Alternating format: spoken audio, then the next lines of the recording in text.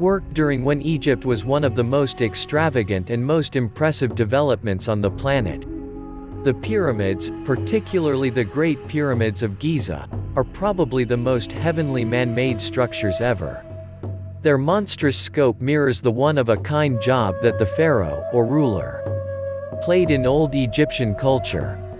Despite the fact that pyramids were worked from the earliest starting point of the Old Kingdom to the end of the Ptolemaic timeframe in the 4th century AD. The pinnacle of pyramid building started with the late 3rd administration and proceeded until generally the 6th, c.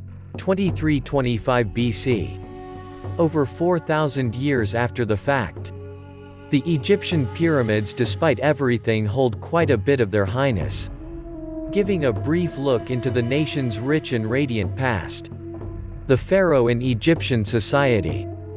During the 3rd and 4th lines of the Old Kingdom, Egypt appreciated gigantic financial flourishing and soundness. Rulers held a novel situation in Egyptian culture. Some place in the middle of human and heavenly. They were accepted to have been picked by the divine beings themselves to fill in as their arbiters on earth. Along these lines, it was to everybody's greatest advantage to keep the ruler's highness flawless significantly after his passing, when he was accepted to become Osiris, Lord of the Dead. The new pharaoh, thus, became Horus, the hawk god who filled in as defender of the sun god, Ra. Old Egyptians accepted that when the Lord passed on, some portion of his soul, known as Ka, stayed with his body. To appropriately think about his soul, the carcass was embalmed. And everything the Lord would require in existence in the wake of death was covered with him, including gold vessels, food, furniture, and different contributions. The pyramids turned into the focal point of a clique of the dead Lord that should proceed with well after his demise.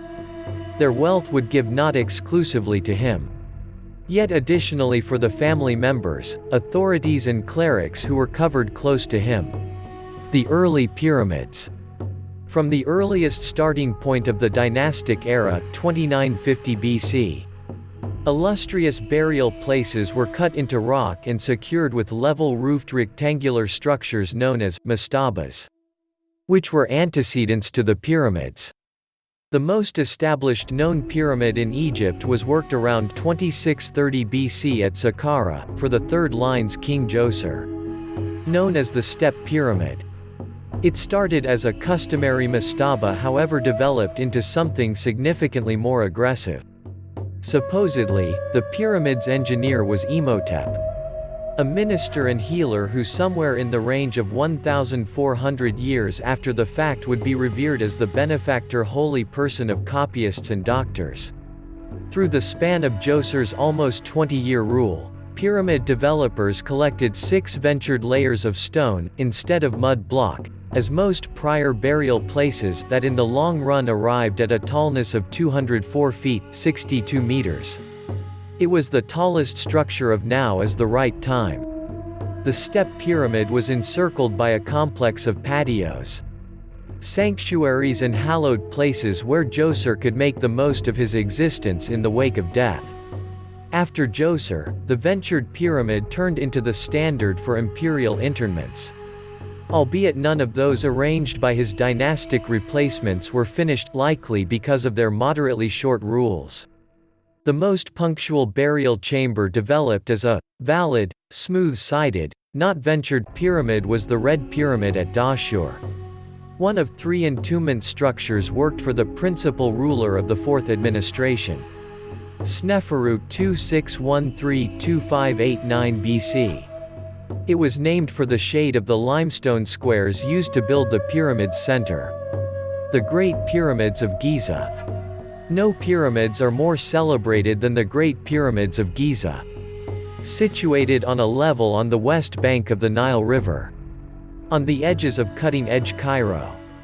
The most seasoned and biggest of the 3 pyramids at Giza, known as the Great Pyramid, is the main enduring structure out of the renowned 7 wonders of the ancient world.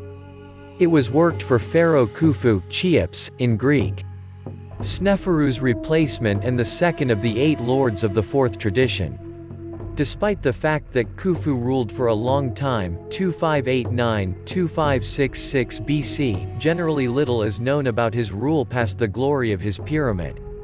The sides of the pyramid's base normal 755.75 feet, 230 meters, and its unique tallness was 481.4 feet, 147 meters. Making it the biggest pyramid on the planet. 3 little pyramids worked for Khufu's sovereigns are arranged close to the Great Pyramid, and a burial place was discovered close by containing the vacant stone casket of his mom, Queen Hetepheres. Like different pyramids, Khufu's is encircled by columns of mastabas, where family members or authorities of the Lord were covered to go with and bolster him in the hereafter. The center pyramid at Giza was worked for Khufu's child pharaoh Khafra, 2558–2532 BC. The Pyramid of Khafra is the second tallest pyramid at Giza and contains pharaoh Khafra's burial place. A one-of-a-kind element worked inside Khafra's pyramid complex was the Great Sphinx, a gatekeeper sculpture cut in limestone with the top of a man and the body of a lion. It was the biggest sculpture in the antiquated world, estimating 240 feet in length and 66 feet high. In the 18th line, c. 1500 BC, the Great Sphinx would come to be loved itself as the picture of a neighborhood type of the god Horus. The southernmost pyramid at Giza was worked for Khafra's child Menkaura, 2532–2503 BC. It is the most brief of the 3 pyramids, 218 feet, and is a forerunner of the littler pyramids that would be built during the 5th and 6th lines. Who built the pyramids? Despite the fact that some famous renditions of history held that the pyramids were worked by slaves or outsiders constrained in the process of childbirth. Skeletons unearthed from the zone show that the laborers were likely local Egyptian rural workers who took a shot at the pyramids during the season when the Nile River overwhelmed a great part of the land close by. Around 2.3 million squares of stone, averaging about 2.5 tons each, must be cut, moved and amassed to construct Khufu's Great Pyramid. The antiquated Greek history specialist Herodotus composed that it took 20 years to manufacture and required the work of 100,000 men. Yet later archaeological proof recommends that the workforce may really have been around 20,000. The end of the Pyramid era. Pyramids kept on being worked all through the 5th and 6th traditions. Yet the general quality and size of their development declined over this period, alongside the influence and abundance of the lords themselves.